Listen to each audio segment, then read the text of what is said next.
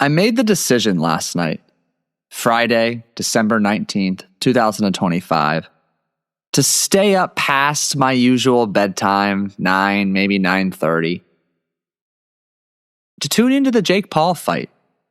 Jake Paul, Anthony Joshua. I'm a mild fan of boxing UFC. I like the story of Jake Paul. I like what it represents.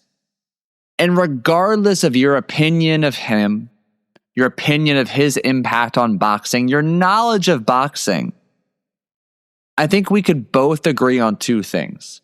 Number one, it takes some big balls, a lot of guts to step into the ring with someone like Mike Tyson or Anthony Joshua. And I'll leave it there. I have a background in Krav Maga. I've done one amateur kickboxing fight.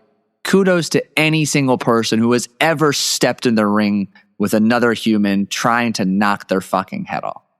It is a wild experience. I think the second point you and I can agree on is Jake Paul is fucking delusional. Disney Playhouse, Vine, YouTube, punk fucking kid suddenly wants to be the world champion. I believe he's in the cruiserweight division. No boxing experience. He knocked down that really short Nate Robinson, that basketball player. What is Nate Robinson? 5'3", a couple other social media morons he knocked out. No boxing experience. And this is just this little segment's my opinion. Candidly, I think his boxing is night and day. I think he's improved dramatically. It looks by all knowledge and a couple of friends I have who are very close to the sport, he's definitely becoming a pretty strong, solid boxer, given he's been doing it for five and a half years. But the point you and I can never argue is he's fucking delusional. He is delusional in his goals, his aspirations, what he says he's going to do, calling people out, guaranteeing knockouts. He's absolutely delusional. We could say he's delusionally optimistic. And I love it. What I love most, however, is that he is not only delusional in his thinking, he's delusional in his action. Being delusional isn't the problem. Being delusional without matching action, without aligning action, that is the problem. What's up, fellow golfer? Welcome back to another episode of the Scratch Golfer's Mindset Podcast. I'm your host, Paul Salter, the golf hypnotherapist. I'm a mindset and performance coach, and I help my clients get unstuck, out of their own way, and unlock their potential. I don't help people who have a lack of knowledge problem. It's so easy to fill a knowledge gap. Google, ChatGPT, a book, a course, a podcast, a business or niche-specific coach. My type of coaching involves you knowing what to do to achieve your goals, but there's a collection of fears and limiting beliefs holding you back from taking action on the knowledge you have. And as you can see here, rather, the topic of today's conversation is being delusional. Not just in your thinking, though. Being fucking delusional in your action.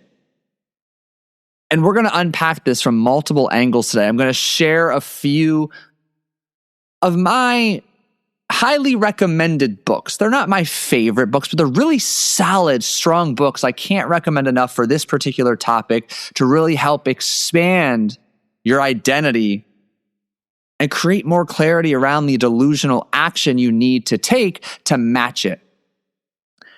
However, first, we need to go somewhere I never really expected to have to go on the podcast. And I share this just to be candid and keep you in the loop. Many of you have reached out to me to inform me that my podcast is no longer on Spotify. Strangely enough, the first few people who reached out to me were the first few people to bring it to my attention, not Spotify. and I'm being very selective with my words right now. I am currently experiencing a malicious online attack and slew of harassment. Every single one of my podcast episodes, the platform it's on, every single one of my Instagram posts, my entire website and presence on Google is being maliciously attacked with false and fraudulent copyright infringement claims reported. It's vicious, malicious. To be frank, it's sad. As a result, however, as I alluded to, my podcast is currently taken off of Spotify. Spotify's customer service gets a negative 5,000 star review. Abysmal, awful, absolutely awful. So if you happen to work at Spotify or know somebody who works at Spotify and can help me out, I would greatly appreciate an introduction or connection. You can send me an email, paul@unstuckyourselfmindset.com. My podcast is still on Apple. A lot of back and forth with Apple. Apple's customer service, 5 stars. Really, really good communication, consistent, quick communication. I have also had my business Instagram account, @thegolfhypnotherapist, banned. I am banned from Instagram. All without any opportunity to say a word. Now, I have the appeal process that they have communicated with. Website, de-indexed from Google. So what I'm getting at is you might notice you're seeing or hearing less of me over the coming days, weeks, months, I don't know. My legal team and I are working diligently to find a swift, effective, fair resolution as quickly as possible. I'll leave it at that. That is where I'm at. So you want to talk about delusional fucking action and delusional thinking. Here's the example of how not to do it, to say the least. Again, felt it's necessary to share because so many of you have been kind enough to let me know my podcast isn't on Spotify or you haven't seen me on Instagram. @Paul Salter Coaching on Instagram is my personal one. I'm not very active. I share some stories, but I'm feeling I'm going to need to start sharing some updates as I learn more. The More Pars and Bogeys newsletter still goes out to your email every Friday. You can subscribe and check it out with the link in the show notes. I'm in consistent communication there. Haven't missed a Friday. I don't know if I missed a Friday all year in sending out that email, to be honest. Maybe one. Regardless, the point being it's consistent. Let's get back with our regularly scheduled programming now. The last handful of sales calls I've had with prospective clients, one of the themes has been, I just really feel I've got the capacity to qualify for a USGA event. I absolutely know I can win my club championship next year. And we start digging into this goal, the excitement behind it. And when the conversation pivots to the actions they are taking or need to be taking to have any chance to achieve that goal, crickets. Nothing. There is so much delusional thinking in the game of golf. And frankly, I am all for it. You and I both know how intoxicating it is when you hit the sweet spot. The ball goes where you intended for it to go. You do it a few shots in a row, holes, rounds in a row. It is a wild rush of dopamine. And I've never done cocaine, but I have an imagination it feels just as good. Yet, so many of you have such a massive incongruency between your delusional thinking about how capable you are, where your ceiling or potential is as a golfer, and the action you're taking to back that up. You can talk the talk, but you fail miserably to walk the walk. And that's a problem. That is a problem. You know, there's a really good book, a timeless classic out there called The Magic of Thinking Big. And one of the key tenets from this book is you don't grow into big thinking after success. You grow into success because of big thinking. And that makes sense. You've heard some variation of setting audacious fucking goals. Shoot for the stars, because if you come up short, you'll at least hit the moon. And I love all of that thinking. And I'll drop a quick side note. I'm guilty of this too, not backing up the thinking with the action. Yet the downfall, the missed opportunity, is not aligning your action. And that gap is where frustration, self-doubt, anger, resentment, guilt, and ultimately stalled progress, plateaus reside. Because your audacious thinking and goal setting is on one end of the spectrum, and the amount of action you're consistently pouring in is on the other. They're nowhere close to being congruent, nowhere near being aligned. And that's the problem. The relatable example for you is you talk every year how this is going to be the year. I'm going to break 80 next year consistently. I'm going to get down to a single handicap, but less than 5. Yet, your behavior says a completely different story. You practice sporadically when it's comfortable. You use your at-home putting mat randomly. You avoid uncomfortable competitions. You don't do any deep emotional identity level work. Big beliefs, small execution. And this dissonance creates anxiety, not confidence. Building off of this further, one of the books that literally changed my life, I read it probably 5 or 6 times when I left my last full-time corporate job at bodybuilding.com. The book is by Grant Cardone called The 10X Rule.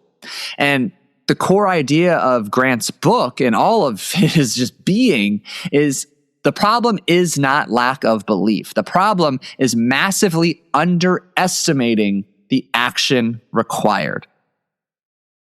And I candidly was guilty of this. If you've been listening to my journey for a while, you know that I picked up golf clubs again. Was it April or May of 2024? So we're at like 20 months, of picking up a golf club again. Simultaneously, I've moved. I've had a child. My son is 13 months as of a couple days ago. I'm not with his mother anymore. Work has been incredible, yet that's kept me busy. And somehow I got so excited about golf and what the year 2024 held. I wasn't even keeping a handicap when I first got back into it. I was probably like a 30 plus. And when I first started, my handicap was between a 23 and a 25. I was like, okay, I'm getting it down to a 5 by the end of 2025. And today is, what is today? December 20th. I'm like a 14 and change. I'm not going to be a 5 by the end of the year.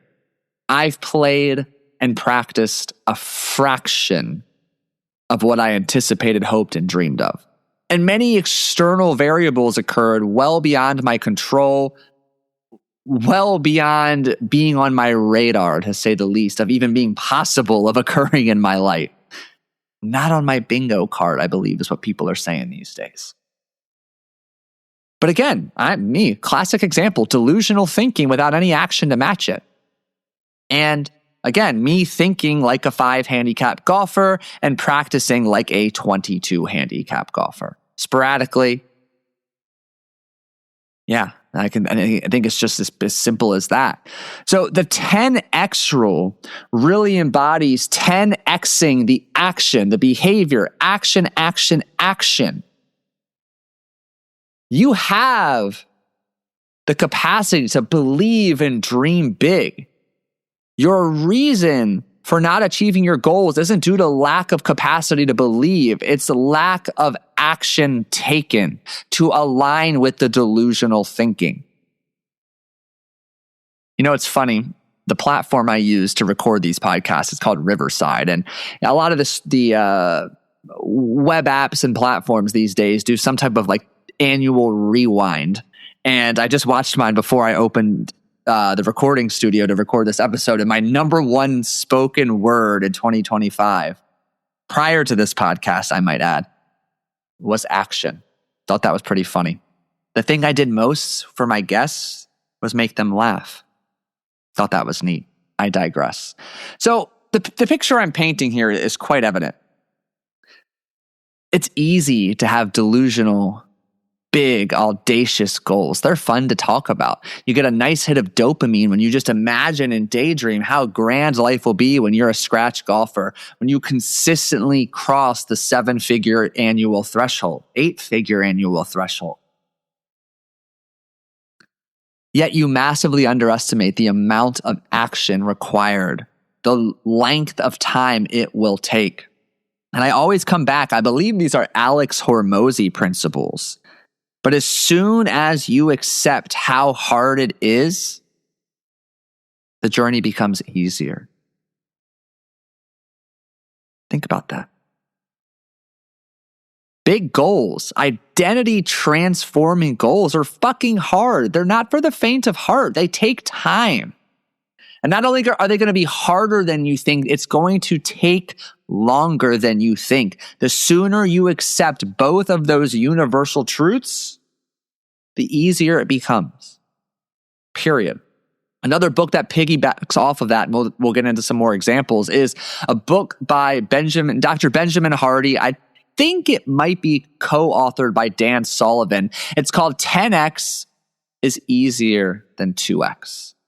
And the book really picks up on and hints at something subtle yet powerful. And I love this. Small goals require constant negotiation. Big goals demand full commitment. Think about that. Small goals require constant negotiation.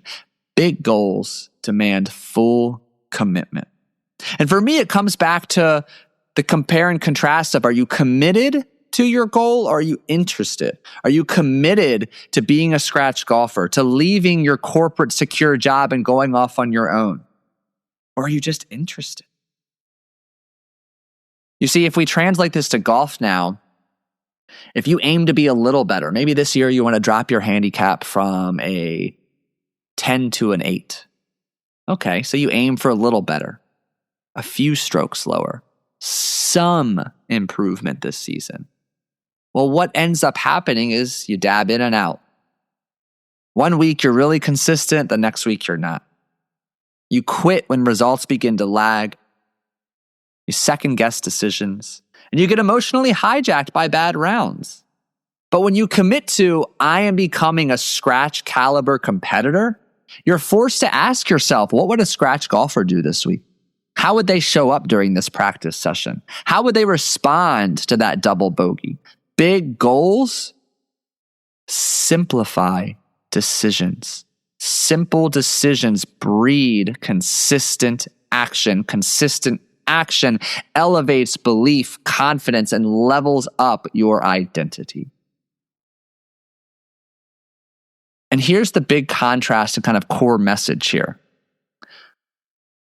Most people, most golfers, most entrepreneurs are delusional in their thinking, conservative in their action, inconsistent in their identity. High performers are delusional in their thinking, delusional in their action, delusional in their standards. Complete fucking congruency. Being delusional, however, doesn't come without its challenges. Judgment, criticism, more eyes, attention, the spotlight on you. And we've talked about this in so many conversations in the past. We're all wired with that core fear of being judged, potentially rejected, or abandoned. And if you're constantly up early at 5 a.m. to get a workout in, if you're hitting the course 3 days a week for 60 minutes to get practice in, you're staying up after the kids and your spouse go to bed to go make 53 putters, or to go complete that online course, to take notes, to journal, to plan, to get shit done, whatever it is, you start to stand out. And that standing out has the potential to create a feeling that your relationships, your bubble of comfort, is being threatened. And your subconscious says, hey, wait a second, my primary goal here is safety. I sense this threat. Let's tone it down a couple notches. You remain stuck in the 2 steps forward, 3 steps back pattern. As I was preparing my notes here, I was trying to reflect on what are the core moments in my life that I recall aligning delusional thinking with delusional action. And fortunately, there have been a few. I've told the story before. There was this card game, this math game back in elementary school and middle school called Challenge 24.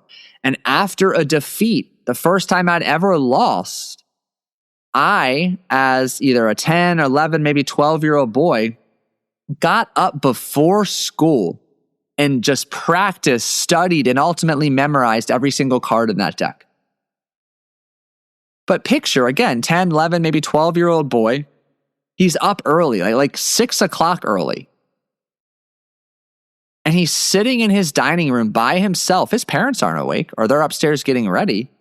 And he's just going through what equates to being flashcards, studying, memorizing, practicing over and over and over for a long time, months and months. When I competed in my first bodybuilding show, I was in college, first of all. You know, nobody stops drinking and eats the way a competitive bodybuilder does in college. Or I should say, very, very few do. And I ran with a reckless, awesome group of friends who liked to drink and have a good time. And I didn't do it. And there were so many times, again, up at 6 a.m. or up past 10 p.m., which up late was never a thing for me. I'm an early to bed kind of guy. And I'm doing, if you don't know anything about bodybuilding, it's, posing basically naked, but there's all these set poses you have to do and hit. And posing is fucking hard. Because you're holding poses for 30 seconds and that whole presence can be 15, 20 minutes of just straight flexing. It's crazy. But I'm just practicing in my dingy little bathroom over and over, multiple days per week, multiple sessions per day. And I remember my roommates, my best friend, like, dude, you're fucking crazy. Dude, get a life. Dude, have a beer. Still one of the most rewarding experiences ever because I took fucking first place in both divisions, open and my novice and overall, in that competition. And I was delusional for thinking I could win, but I matched that delusion in my action as well. Same thing for powerlifting competitions and book writing. I've written a couple of books, and the last book I wrote, and I've got a whole podcast about that. It's really cool because candidly, I didn't finish the book. The editing process. And that's a whole different fun conversation that you're going to find relatability and inspiration that I've got planned. And I'm working on crafting before we share it. Sometime in January, it'll go live. But when I got clear and committed to a book, I hashed out just shy of 80,000 words in about 6 weeks. Just boom, 1,000,000 miles an hour because I was delusional every morning, waking up, writing again, editing before bed, getting clear on what I was going to work on first thing in the morning, delusional in my action, telling myself I could write a book in 2 months, did it in about 6 weeks. Best thing I've ever written. So proud of it. My challenge for you is to pause. If you reflect on some of your biggest accomplishments, things you're most proud of, biggest successors, were you delusional in your action? I have an imagination you were. You didn't negotiate. You didn't negotiate or even entertain that little bitch voice that told you to sleep in, hit snooze, stay in your warm bed, go to bed early, there's always tomorrow. No, you were relentless. You didn't give a fuck what anybody else thought. You developed that strategic tunnel vision, locked in and executed. And that's what you need to do these next few months during the off season. Separation season is here. If you want to change your life, change your scores, You need to change your actions, your beliefs, the core of who you are. Being delusional is not about fantasy. It's about deciding who you are becoming and then closing the gap with action so consistently it feels unreasonable to others because your belief system is already big enough. Your behaviors simply fail to match, fail to keep up. In the game of golf in particular, your breakthrough that you're seeking, it doesn't happen when you feel confident, you trust your swing, or you figure it out. It happens when your thinking, doing, and identity finally align. And that's when the game changes. On the course and everywhere else in your life. So again, be delusional in your thinking. I love it. I support it. I encourage it. But fucking back it up with your actions. Walk the walk. Get out of your own way. Quit the bullshit, the excuses. Raise your standards. Stop settling and go all in on your goals. Okay, I'm going to tone it down a notch. I appreciate you listening. I'm kidding. I'm not toning it down a notch. I don't know how. I love this because every time I get to come together for a solo episode, I have to reflect. I have to connect the dots to best articulate to you. And I get so much insight, powerful reminders from this. I get to learn more about my own shortcomings and mistakes. And I'm so grateful that you tune in. You give me an opportunity to share them with you because I'm always hopeful in sharing that it resonates with you and inspires you and helps you make a different decision to avoid a mistake I've made or to get to your goal even faster. And if you're running in to that invisible resistance, feeling like you know what to do, but you just can't do it, again, it's not a knowledge problem. It's a mindset problem, a fear problem, a belief problem. And I always come back to asking for help accelerates results. And if I can help you get out of your own way and accelerate results, making this coming year the best year, but really just focusing on helping you become the best version of you in every aspect of life, then I invite you to use the link in the show notes to schedule a coaching discovery call with me to see if it's a perfect fit and to learn more about how I can help you achieve your potential. Well, thank you again for listening. If you found value in today's episode, well, I guess at the moment, the only place you can leave a review and rating is Apple Podcasts, hopefully Spotify any moment now. But hey, it's greatly appreciated. It goes a long way in supporting the show. It is what gives me, again, the street cred to bring on continued phenomenal guests. And we've got a lot of phenomenal guests to kick off the new year. So many to be grateful for in 2025 that are going to make another appearance in 2026 as well. Have a fantastic day. Get some golf practice in. Get some R&R in. Enjoy the laughter, the love. Merry Christmas. Take care, and I'll catch you in the next episode.